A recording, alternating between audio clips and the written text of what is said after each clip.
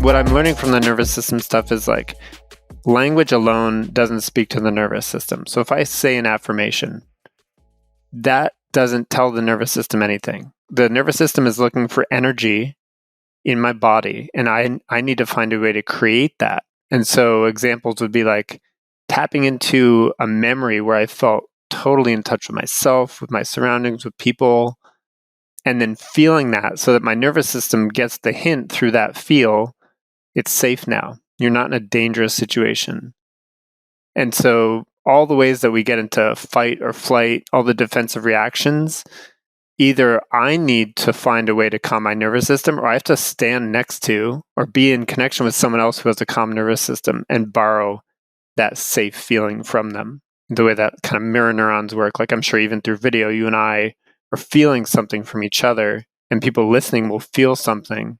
And then parts of them are getting activated in ways, hopefully, that we're helping to calm them if we're coming from the right place so that they can make good decisions. So that's my current practice, is like 4 times a day doing a check-in with my nervous system and doing one of the practices I've been given to rate, like how did I do? Did I bring myself either back to my regulated state, or did I just move a little on the meter? And that's okay. Like just whatever that is telling me I'm now in conversation with my nervous system.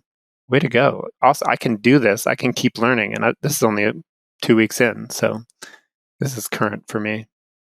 Thank you for sharing that. I'm gonna look that person up. I'm gonna look Sarah up. Sarah Baldwin. It resonated in a way because I think in some of my workshops, when we are inviting people to think about their masks and the way you described, like if I'm gonna say something about me from the stage or from wherever I'm at in this room, part of the circle, I am not intentionally trying to do anything to anybody in the room except to help you connect to me as a human in the space. But something I may say may bring in some emotion that I'm not even aware of. Yeah. And I had it happen at one school where, one of the young men telling a story had some people in the room get activated, and they called it triggered. And the school kind of was like upset with us, a little bit. And they were upset relative, but they were like, oh, you should have warned us that you were going to tell stories about XYZ. And I was like, well, I didn't know what story was going to tell because we're kind of feeling it in the moment. We don't have it's not a script. It's not like a play where here's the script of the play, check it and make sure that like we're humans. We come here, we're sharing parts of our stories.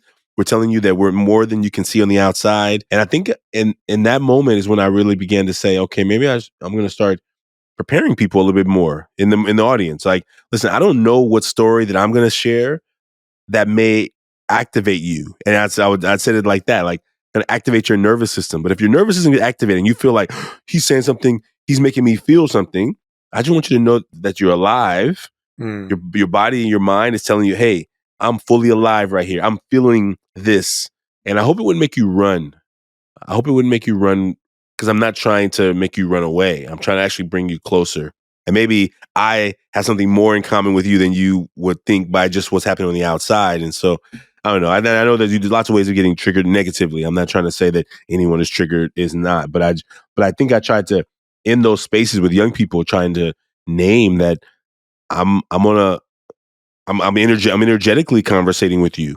Mm-hmm. And some story may pop in that I don't know I'm going to tell yet, but I'm feeling it in the space. And it may be something you don't resonate with or something that you're like, it shakes you, it shocks you, Yeah, I can see like anytime you or I are in a group of people and we're trying to hold a space, it feels like the intention is I'm going to try to keep my nervous system regulated so that I can be a beacon for other people. So if they're getting shaken, I can, not through the words necessarily, but through the tone of my voice, I can show their nervous system safety. And I'm not sure, I do a lot of, I used to do more of this kind of work, but when I've created spaces and I try to let people know it's a safe space, part of me is also wanting people to take responsibility, for reactions that I can't perceive. I can't know that they're going to be, I mentioned the green bag and they have an association with a green bag, and oh, I'm so sorry. And I'll be there to help love you and know that it's safe, and I can't take responsibility for all the triggers. Daniel actually used to say this. Daniel Ellenberg would say, I may have pushed your buttons, but I didn't install them. Mm. And I think we're in a time of our culture where we lose that part of the reality, that if I'm triggered by you or someone, you're to blame, versus I'm having this experience based on my past, based on all my way I look at the world. It's so easy to blame someone for a trigger than to say like, oh, I'm just in an experience. This is what I need. Can you help me come back to my state of regulation? But if I'm used to fighting, like maybe you met a lot of young boys who are used to fighting, they don't know the difference between regulated and not. They just feel, maybe it feels like power, but it's actually dysregulation. That's actually very powerful. And I think peace right there. Like, and fighting is sometimes easier than sitting in the nervous system activation of being Oh, like, yeah. I don't, right? It's like, I'd rather argue with you or make you, right, whatever that is. And whatever that is. And in that room, that's kind of what happened. I remember that day. I was saying about that one school, but I think this place of like, oh, I was giving my best, right, in that moment, right? And how do you do that from the regulated place, from the place of like, oh yeah, I'm feeling this, like I'm feeling myself getting stirred up by this, by a situation, by a story that I'm telling you that, oh, I didn't plan it to hit me like this today. And so how do I kind of come back to a place of like, oh yeah, I'm feeling this right now. Mm-hmm. I thought I could tell the story without having any feeling to it anymore, but it's actually, today it's hitting me.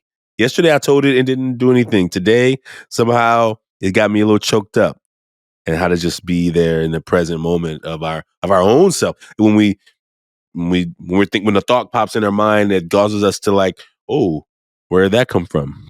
Or why is it making me feel this today about this? And I think those moments are beautiful. And I think those moments are definitely in my my journey of men's work too. I think I'm on a men's team as well. And some things happen and I'm like, okay, say something, don't say something. Say something, don't say something, right? We have a rule that say what you need to say, right? And I also like, decide, we make good decisions of when to say something or not, And I like that, like, I may push your buttons, but I don't know why I didn't install them.